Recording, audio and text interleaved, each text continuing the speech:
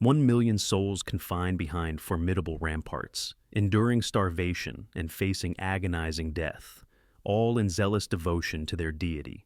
In the year 70 AD, the Roman Empire encountered its most daunting test in the Eastern territories, when Jerusalem ignited in a full-scale uprising. For a span of 4 years, the Jewish defenders valiantly resisted the planet's preeminent military might, transforming their sacred metropolis into an unyielding bastion of unwavering faith. However, upon the arrival of Titus with his 4 legions, the ensuing siege devolved into an inferno of earthly despair. Mothers resorted to consuming their own offspring. The thoroughfares ran crimson with bloodshed, and when the magnificent temple finally succumbed to the flames, 6 centuries of Jewish devotion were extinguished in a singular, catastrophic day. This was more than mere subjugation. It was the obliteration of an entire civilization. Today, you will bear witness to the most calamitous siege in the annals of ancient history. The hallowed stones of Jerusalem had observed the rise and fall of monarchs for a millennium, yet none had truly prepared them for the crushing weight of Roman sandals as they marched through the city of David. In the 6th year of the Common Era, during the reign of Augustus Caesar, who commanded the world from his resplendent marble throne, and while Jewish hearts still throbbed with the vibrant memories of the Maccabees, the last semblance of autonomy dissolved like ancient mortar under the relentless hammer of imperial necessity.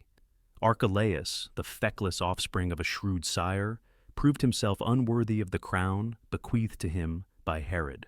Consequently, Rome's reserves of patience, never abundant when dealing with restless provinces, were utterly depleted. Archelaus governed without his father's discerning judgment or measured restraint. Where the great king had artfully balanced Rome's demands with Jewish sensitivities, much like a skilled performer, his son, with equal disdain, trampled both underfoot. A deluge of complaints, akin to winter torrents, cascaded towards Rome, originating from Jews incensed by his brutality, Roman officials appalled by his ineptitude, and Samaritans and Gentiles alike, who found in him neither a protector nor a benefactor. When the inevitable summons arrived, commanding his appearance before Augustus himself, Archelaus departed the holy city with the presumptuous confidence of one who believed royal lineage could expunge any transgression. He embarked from Caesarea as throngs assembled on the shore, not to bid farewell, but to witness what they fervently prayed would be his final departure from their lands. Behind him lay a kingdom simmering with resentments as numerous as the very stones composing Solomon's ancient fortifications. The imperial decree descended with the swiftness of an executioner's blade. Augustus, that paragon of statecraft who had masterfully transmired a republic into an empire through meticulously calculated maneuvers, declared the Herodian endeavor concluded. Henceforth, Rome would no longer entrust native rulers with the governance of this volatile territory. Direct imperial oversight would supplant the illusion of sovereignty. Coponius arrived as the inaugural procurator, his authority bolstered by Roman legions and Roman jurisprudence, carrying with him a vision of order destined to profoundly reshape the very essence of the Jewish populace. Yet, even as the Roman standards unfurled atop Jerusalem's ramparts, the true upheaval commenced not with official pronouncements, but with the mundane mechanisms of Roman administration.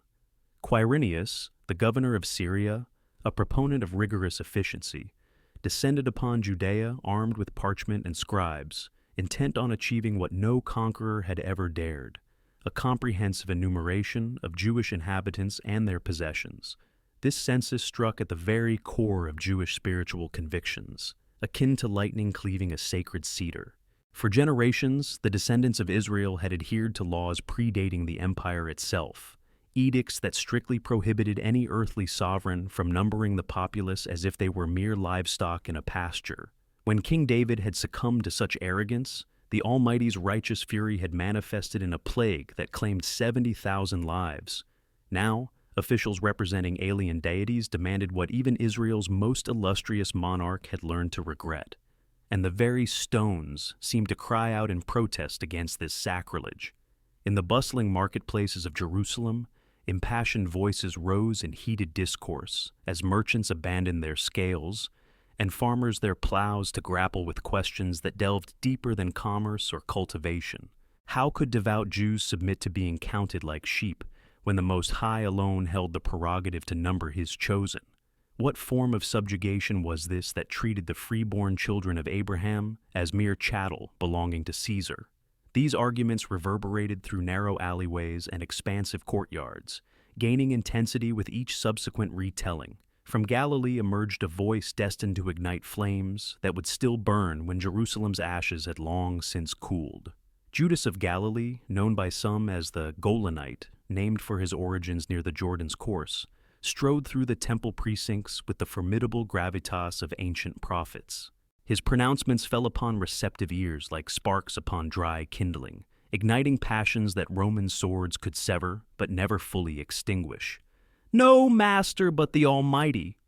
This cry, initially a mere whisper, swelled into a thunderous roar as crowds converged around this gaunt, fervent orator who articulated truths that pierced souls like well-aimed arrows.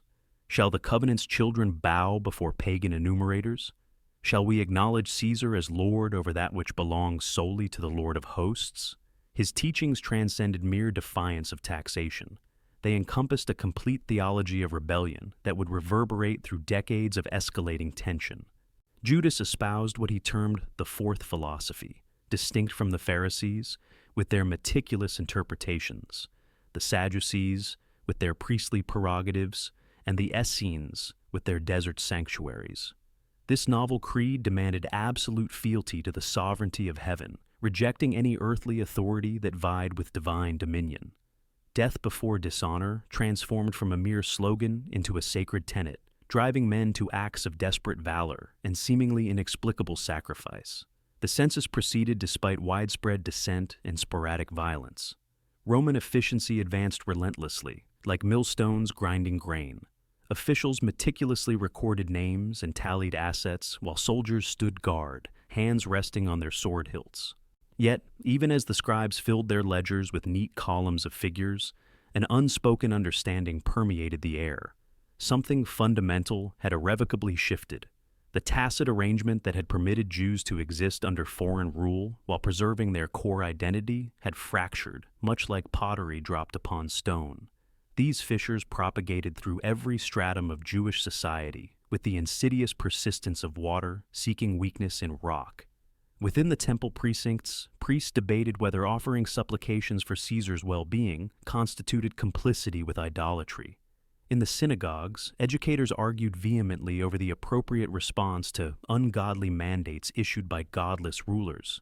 In homes across the land, fathers grappled with the arduous task of explaining to their sons why submission to injustice might, at times, serve righteousness more effectively than glorious revolt. The theological ramifications extended far beyond political grievances or economic burdens. For centuries, the Jewish people had safeguarded their distinct identity under foreign dominion by carefully segregating what belonged to Caesar from what belonged to the Almighty. Tribute could be rendered, officials could be accorded respect, and laws could be observed, provided the intrinsic essence of their faith remained inviolate. However, the census transgressed this sacred boundary, treating the chosen people as mere subjects to be catalogued and assessed, no different from any other subjugated populace. Among the Pharisees, those scrupulous expounders of law and tradition, debates raged with scholarly intensity, yet fueled by mounting passion. Some argued that survival necessitated accommodation, that preserving the community held greater import than abstract principles of sovereignty. Others insisted that certain lines were sacrosanct and could never be crossed without betraying the very legacy their ancestors had sacrificed everything to safeguard. The discourse, which originated in learned academies, soon spilled into the public thoroughfares and vibrant marketplaces. The Sadducees, those aristocratic families who wielded considerable influence over the temple and its vast wealth, confronted their own agonizing dilemmas. Their authority hinged upon Roman tolerance, their privileges upon imperial favor. Yet, they too were descendants of Abraham, inheritors of promises that transcended the convenience of political expediency. When Roman impositions conflicted with Jewish law, which obligation held precedence? This question tormented consciences that had grown accustomed to compromise. From this theological crucible arose what the Romans would later dub the Sicarii, the dagger men, who exacted swift retribution upon collaborators in crowded public spaces before vanishing as discreetly as morning mist. Their targets were not the foreign occupiers, but fellow Jews deemed culpable of betraying their people's sacred trust, tax collectors serving Roman interests, priests offering sacrifices for pagan potentates, merchants profiting from imperial patronage, all became marked for assassination by blades consecrated to the service of heaven. This escalating violence begot further violence, perpetuating an unceasing cycle that would plague Judea for generations.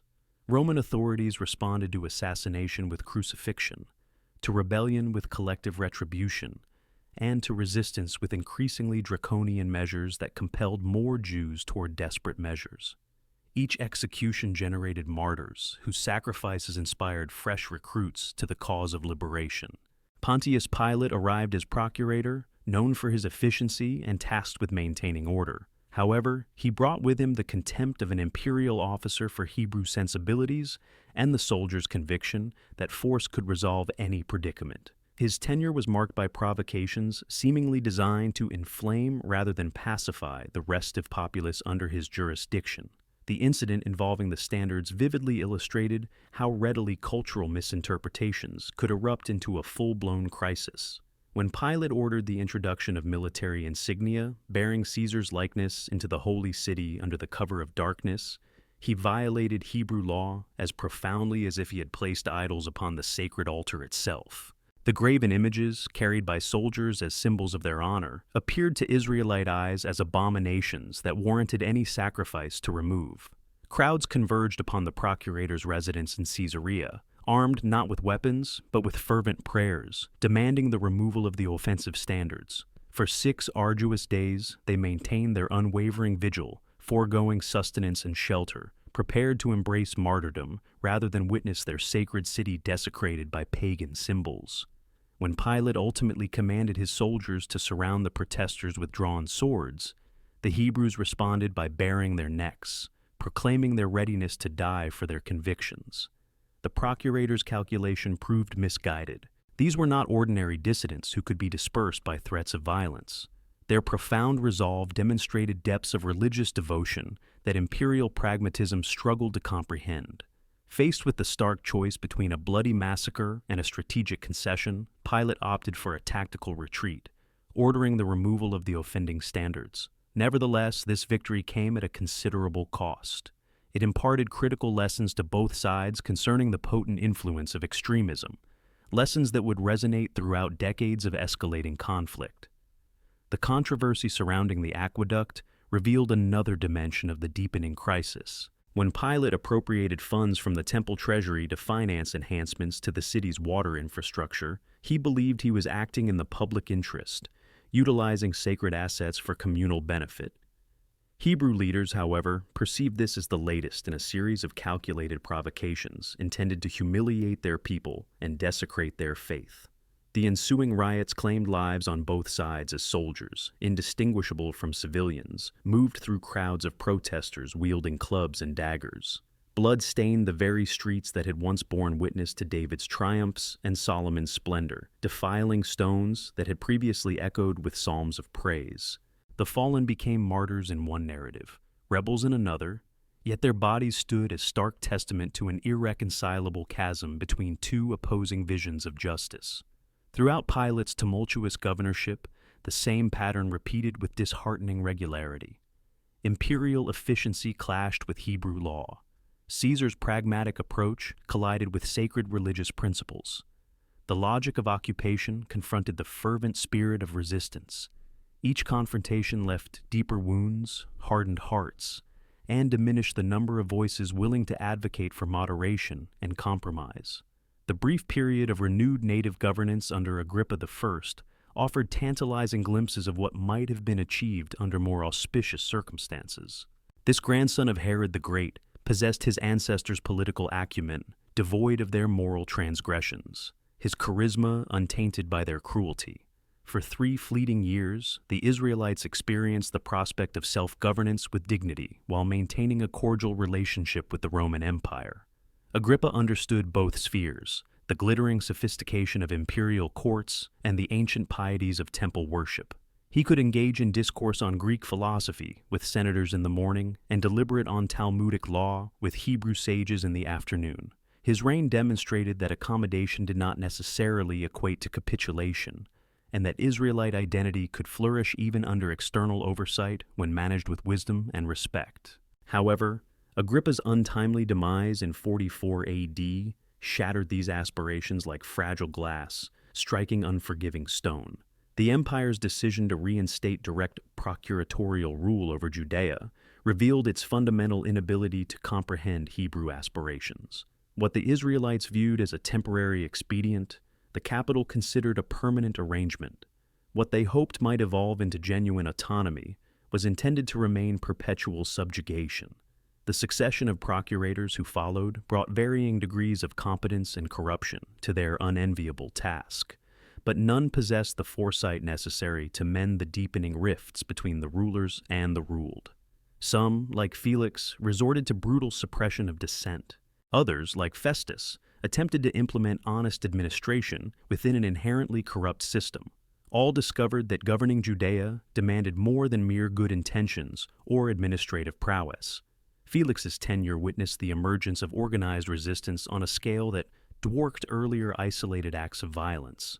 The Sicarii evolved from clandestine assassins into sophisticated networks capable of striking across the entire province. Their targets expanded beyond individual collaborators to encompass symbols of occupation, imperial officials, Greek merchants, and anyone who benefited from the regime's advantages while disregarding its costs. As tensions escalated through the 50s and early 60s, even minor incidents threatened to ignite major confrontations. A dispute concerning synagogue privileges in Caesarea degenerated into a proxy conflict between Hebrew and Greek residents. Debates over religious observance escalated into riots requiring military intervention. The ordinary frictions of civic life assumed apocalyptic proportions as communities, already strained to their breaking point, grappled with challenges that would have been manageable under more stable circumstances. The procuratorship of Gessius Florus marked the final descent into utter chaos. This individual, whose avarice surpassed even Felix's notorious corruption, appeared determined to instigate the very rebellion that more astute administrators had striven to prevent. His pilfering from the temple treasury provided the spark that would ignite decades of accumulated grievances into open warfare. When Florus demanded 17 talents from the sacred treasury, ostensibly to defray imperial expenses, he struck at the very heart of Hebrew religious autonomy. The temple was not merely a place of worship, but a symbol of divine presence, a repository of sacred trust, and the focal point of national identity. To desecrate its treasury was to commit sacrilege demanding a response from heaven itself. The protests that erupted in the holy city's streets carried the weight of 60 years of grievances within their passionate fury. These were not mere disturbances stemming from economic hardship or political disagreement, but profound expressions of spiritual anguish that had been accumulating since the first imperial census. The throngs confronting Florus bore witness to injustices that stretched back through generations of foreign occupation. Yet, even as the holy city burned with righteous indignation, voices still pleaded for restraint and reason. King Agrippa II, the last vestige of Herodian diplomacy, arrived to implore his people to exercise patience. His address from the ramparts would be remembered as an eloquent testament to the profound costs of rebellion and the undeniable benefits of accommodation, but its reception starkly revealed how far beyond the realm of rational discourse the situation had already spiraled. The temple ceased its daily offerings for Caesar's welfare, that small ritual gesture that had symbolized Hebrew submission to imperial authority. In its stead, prayers for deliverance and anthems of defiance arose, echoing off ancient stones that had witnessed so much history.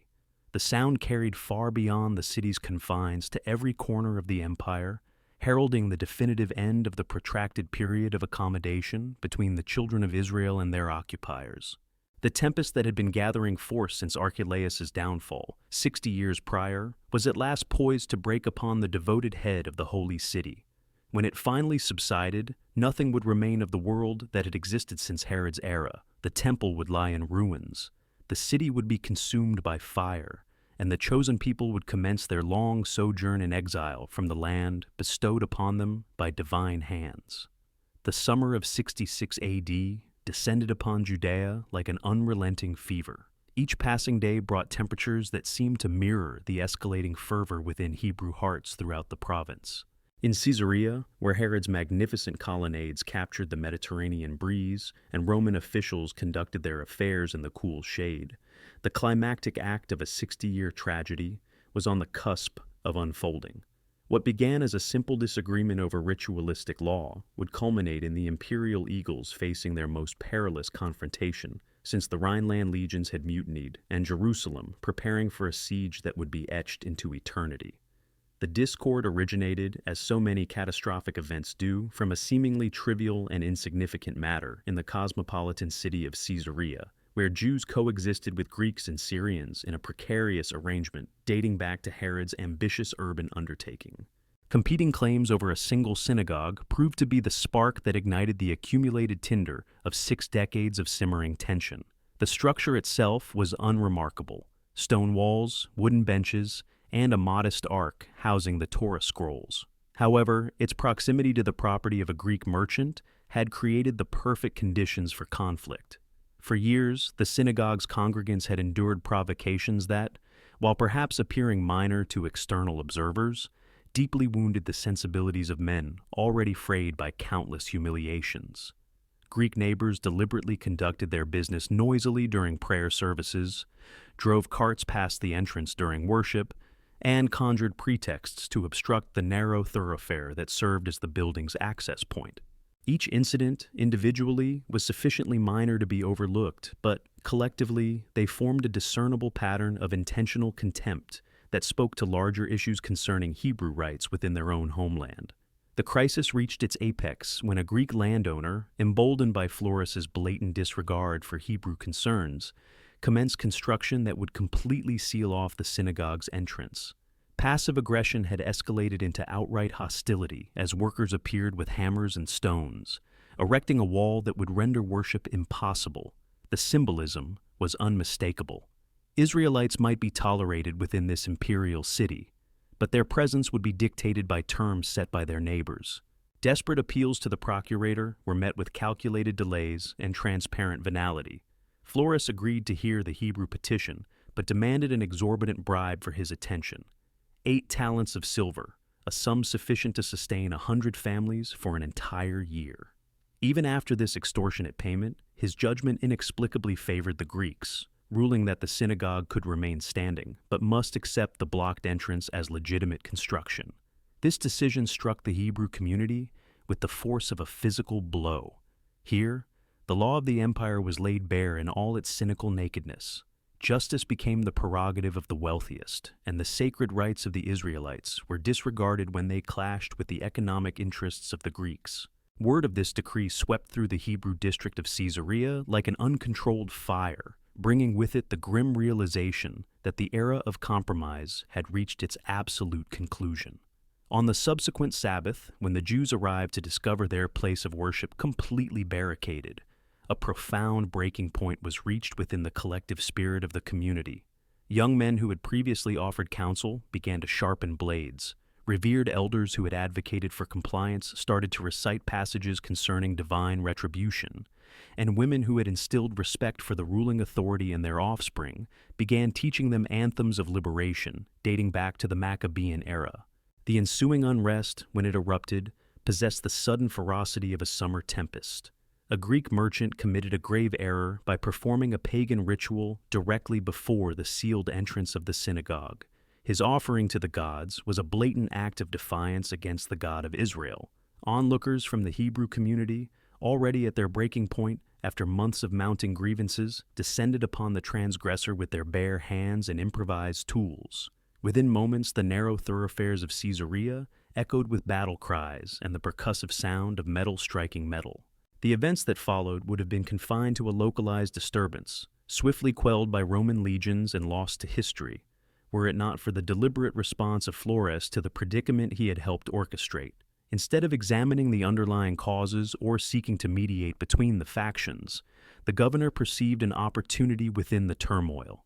This provided him with the pretext he required to appropriate the entire temple treasury, legitimizing his pilfering as a necessary measure to re-establish order in a restive region. The demand, when it was made, astonished even those Jews who had become accustomed to the avarice of the ruling power. 17 talents, extracted from the sacred funds, not as a loan or a penalty, but as a direct forfeiture disguised by legal jargon concerning provincial stability. This sum represented the accumulated offerings of generations, coins deposited into collection vessels by devout individuals from across the diaspora. It was silver amassed through centuries of unwavering faith. To seize this wealth was tantamount to robbing the divine itself. In Jerusalem, the news of Floris's demand detonated like a spark in a powder keg. The sacred precincts, usually alive with the peaceful rhythm of commerce and devotion, erupted with impassioned voices as the news spread amongst the throngs. Merchants abandoned their stalls, pilgrims ceased their prayers, and priests found themselves surrounded by indignant crowds clamoring for immediate action against this ultimate desecration. Young men from revolutionary factions, which had been gestating in secret for decades, suddenly found themselves with an abundance of eager recruits. The Sicarii, those clandestine assassins who had operated in the shadows for years, emerged into the open to discover entire neighborhoods ready to champion their cause. Even more moderate individuals who had offered guidance found their voices drowned out by the roar of multitudes chanting for warfare. The demonstration that convened in the sacred courts the following day was an unprecedented spectacle in the protracted history of Hebrew resistance to the imperial center. This assembly comprised not only the habitual radicals and malcontents, but also ordinary citizens driven beyond their tolerance by Floris's rapacity. Fathers held their sons' hands, articulating the impossibility of submitting to this particular injustice. Mothers pointed to the sanctuary walls, instructing their daughters that certain principles were worth the ultimate sacrifice. When Flores arrived in Jerusalem, accompanied by a contingent of troops to exact his tribute, he encountered not the expected submissive populace, but a city aflame with righteous indignation. His request to confer with the ecclesiastical authorities was met with reciprocal demands for the restitution of the plundered wealth, and an apology for the sacrilege committed. The ensuing confrontation would shatter the final vestiges of collaboration between the ruling administration and the Hebrew leadership. The governor's reaction exposed the ruthless pragmatism underpinning his seemingly erratic conduct. Rather than engaging in negotiation or compromise, he unleashed his soldiers upon the assembled masses, commanding them to seize the equivalent value of the temple funds from private citizens. What ensued was not the suppression of a riot, but a meticulously organized act of plunder. As the legionaries forcibly entered homes and businesses, appropriating whatever caught their eye under the guise of tax collection, the violence intensified when Jewish leaders implored Floris to punish the soldiers responsible for the most egregious excesses. Instead of imposing discipline, the governor decreed public scourging and crucifixions of prominent Israelites, including some who held Roman citizenship and should have been exempt from such humiliating punishments. The message was unequivocal. Imperial law served solely the interests of the empire, while the Israelites could anticipate only the form of justice that brute force could provide. Among those apprehended was Eleazar ben Ananus, the son of a former high priest and the commander of the Sacred Guard. His transgression was the organization of peaceful protests against the appropriation of funds. His punishment was a public beating that drew blood from one of Jerusalem's most esteemed families. As the lashes descended upon his back and the onlookers watched in horrified silence, something irreplaceable was irrevocably broken in the relationship between the imperial capital and its Hebrew subjects. That night, as Eleazar lay wounded in his cell, he resolved to transform a local uprising into a crisis of imperial magnitude. The temple sacrifices, performed twice daily, for the well-being and prosperity of the emperor. This ancient observance, symbolizing Hebrew allegiance to the empire, would be discontinued at the dawn of the following day. In their stead would be supplications that would resonate throughout the known world. The announcement, when it was made, carried vastly different implications for both Roman and Jewish ears. To Floris and his subordinates, the cessation of sacrifices signified open revolt, demanding an immediate military response against the Israelites throughout Palestine and beyond. For the Israelites, it signaled the definitive end of their protracted accommodation with imperial rule, the irrevocable passing of an era of half measures and concessions. News of Jerusalem's defiance spread across